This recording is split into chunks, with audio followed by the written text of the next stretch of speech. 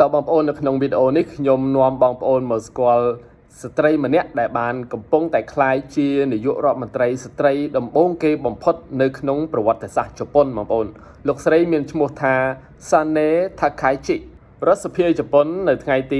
21ខែតុលានេះបានធ្វើការបោះឆ្នោតជ្រើសតាំងលោកស្រី Sane Takaichi ជានាយករដ្ឋមន្ត្រីថ្មីដែលធ្វើឲ្យលោកស្រីក្លាយជានាយករដ្ឋមន្ត្រីស្ត្រីដំបូងគេបំផុតនៅក្នុងប្រវត្តិសាស្ត្ររបស់ប្រទេសជប៉ុននេះបើតាមការចេញផ្សាយដោយទីភ្នាក់ងារសារព័ត៌មាន AFP លោកស្រី Sane Takaichi មានអាយុ64ឆ្នាំនិងជាអតីតរដ្ឋមន្ត្រីសន្តិសុខសេដ្ឋកិច្ចជប៉ុនត្រូវបានបោះឆ្នោតជ្រើសតាំងជាប្រធានគណៈបក LDP ក្នុងការបោះឆ្នោតផ្ទៃក្នុងបកកាលពីថ្ងៃទី4ខែតុលាដោយលោកស្រីបានយកឈ្នះលើគូប្រជែងរបស់លោកស្រីគឺលោក Shinjiro Koizumi បើតាមលទ្ធផលបោះឆ្នោតនៅឯរដ្ឋសភាលោកស្រី Takaichi ទទួលបានសម្លេងគាំទ្រ237លើសម្លេងភាគច្រើនដែលលោកស្រីត្រូវការជាចាំបាច់ក្នុងចំណោមអាសនៈរដ្ឋសភាសរុបចំនួន465លោកស្រីត្រូវបានគេរំពឹងថានឹងទទួលបានការបោះឆ្នោតគាំទ្រដោយព្រឹទ្ធសភាព្រមទាំងត្រូវស្បត់ឡើងកាន់តំណែងជានាយករដ្ឋមន្ត្រីទី104របស់ជប៉ុននៅល្ងាចថ្ងៃអង្គារនេះដើម្បីឡើងកាន់តំណែងជំនួសលោក Shigeru Ishiba តើលោកស្រី Takaichi មានប្រវត្តិយ៉ាងដូចម្តេចលោកស្រី Sane Takaichi កើតនៅថ្ងៃទី7ខែមិនិនាឆ្នាំ1961នៅខេត្តNara ប្រទេសជប៉ុនលោកស្រីមានឪពុកជាបុគ្គលិកក្រុមហ៊ុនមួយនិងមានម្ដាយបម្រើការនៅឯប៉ុស្តិ៍ប៉ូលីសក្នុងខេត្ត Nara លោកស្រីបានបញ្ចប់ការសិក្សាថ្នាក់មហាវិទ្យាល័យគ្រប់គ្រងធុរកិច្ចមកពីសាកលវិទ្យាល័យ Kobe ហើយលោកស្រីក៏ជាអតីតនិស្សិតមកពីវិទ្យាស្ថាន Matsushita Institute of Government and Management ដែលជាកន្លែងផលិតអ្នកនយោបាយថ្មីក្នុងប្រទេសជប៉ុននៅឆ្នាំ1987លោកស្រីបានបម្រើការងារនៅក្នុងការិយាល័យរបស់សមាជិកតំណាងរាស្ត្រសហរដ្ឋអាមេរិកជាស្ត្រីម្នាក់និងរហូតដល់ឆ្នាំ1993ទើបលោកស្រីជាប់ឆ្នោតជាតំណាងរាស្ត្រជប៉ុនជាលើកដំបូងនិងបន្តជាប់ឆ្នោតដល់ទៅ9ដងក្នុងគណៈរដ្ឋមន្ត្រីអាណត្តិទី1របស់អតីតនាយករដ្ឋមន្ត្រីជប៉ុនលោក Shinzo Abe កាលពីឆ្នាំ2006រហូតដល់ឆ្នាំ2007លោកស្រី Takaichi ត្រូវបានតែងតាំងជាអនុរដ្ឋមន្ត្រី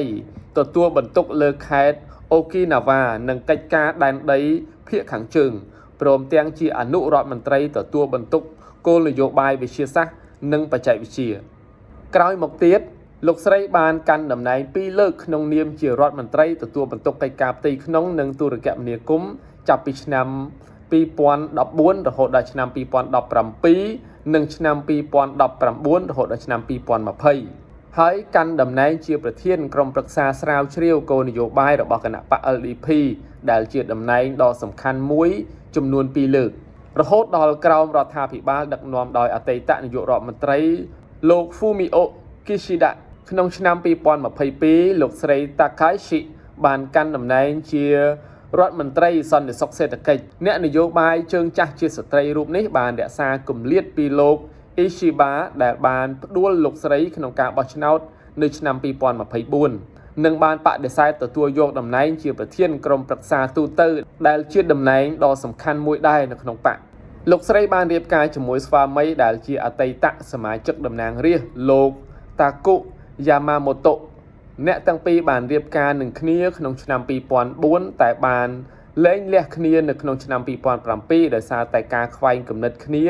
លើជំហរនយោបាយរៀងៗខ្លួនរបស់អ្នកទាំងពីរប៉ុន្តែអ្នកទាំងពីរបានផ្សះផ្សាទំនាក់ទំនងឡើងវិញនិងបានរៀបការជាមួយគ្នាម្ដងទៀតនៅក្នុងឆ្នាំ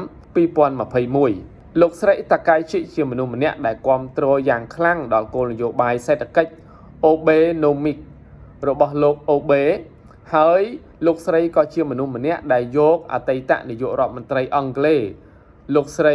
Margaret Thatcher ជានិមិត្តរូបផងដែរនិយាយពីគោលជំហរនយោបាយវិញលោកស្រី Takaichi ជាអ្នកជាតិនិយមនិងអភិរក្សនិយមម្នាក់លោកស្រីបានបង្ហាញពីការព្រួយបារម្ភយ៉ាងខ្លាំងអំពីឧក្រិដ្ឋកម្មនិងឥទ្ធិពលសេដ្ឋកិច្ចរបស់បរទេសនៅក្នុងប្រទេសជប៉ុន ជាមួយនឹងការអំពាវនាវឲ្យមានការរឹតបន្តឹងច្បាប់ជាការអំពាវនាវមួយត្រូវបានអ្នកជំនាញនិយាយថាជាការប៉ុនប៉ងដើម្បីប្រមូលការគាំទ្រ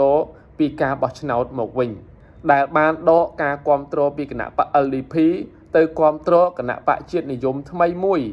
មានទំនោរប្រឆាំងអន្តោប្រវេសន៍គោលជំហររបស់លោកស្រីនៅពេលខ្លះក៏បានបង្កជាភាពចម្រូងចម្រាសដែរជាក់ស្ដែងកំឡុងធ្វើយុទ្ធនាការរកសម្លេងឆ្នោតលោកស្រីថាកាយជីបានលើកឡើងថាបើទោះបីជានៅក្រោយជាប់ឆ្នោតជានាយករដ្ឋមន្ត្រីក៏ដោយលោកស្រីនឹងនៅតែបន្តធ្វើដំណើរទស្សនកិច្ចទៅកាន់ទីសក្ការៈយ៉ាស៊ុគូនិក្នុងទីក្រុងតូក្យូជាស្ទូបគោរពវិញ្ញាណក្ខន្ធមេទ័ពជប៉ុនដែលក្នុងនោះមានទាំងអ្នកត្រូវបានកាត់ទោសជាអ ுக ្រិតជនសង្គ្រាមការធ្វើទស្សនកិច្ចណាមួយដោយអតីតឬនាយករដ្ឋមន្ត្រីជប៉ុនកំពុងកាន់អំណាចតែងតែធ្វើឲ្យកូរ៉េខាងត្បូងនិងចិនថ្កោលទោសអូនេះគឺជាដំណើរមួយដែលប្រទេសជិតខាងគេមិនសប្បាយចិត្តទេប៉ុន្តែលោកស្រីមានប្រសាសន៍ថាទោះបីជាក្រោយពេលលោកស្រីជាប់ឆ្នោតជាតំណែងនាយករដ្ឋមន្ត្រីក៏ដោយលោកស្រីនៅតែធ្វើទស្សនកិច្ចទៅកាន់តំបន់មួយហ្នឹងដែលជាតំបន់គេធ្វើការបញ្ចុះសពមេទ័ពជប៉ុនបាទហើយរាល់ពេលដែលមានអ្នកដឹកនាំណារបស់ជប៉ុនធ្វើដំណើរទៅកាន់ទីតាំងមួយហ្នឹងគឺប្រទេសចិនក៏ដូចជាប្រទេសកូរ៉េតែងតែធ្វើការថ្កោលទោសនៅសកម្មភាពនោះបាទហាក់ដូចជាការរំលឹកអំពីអតីតកាលនាំឲ្យមានការចងចាំឡើងមកវិញអាចថាជាការគាស់នៅរឿងរ៉ាវចាស់ៗមកវិញអញ្ចឹងណាបាទអរគុណបងប្អូនវីដេអូនេះខ្ញុំចែករំលែកប៉ុណ្ណឹងអំពីលោកស្រី Takashi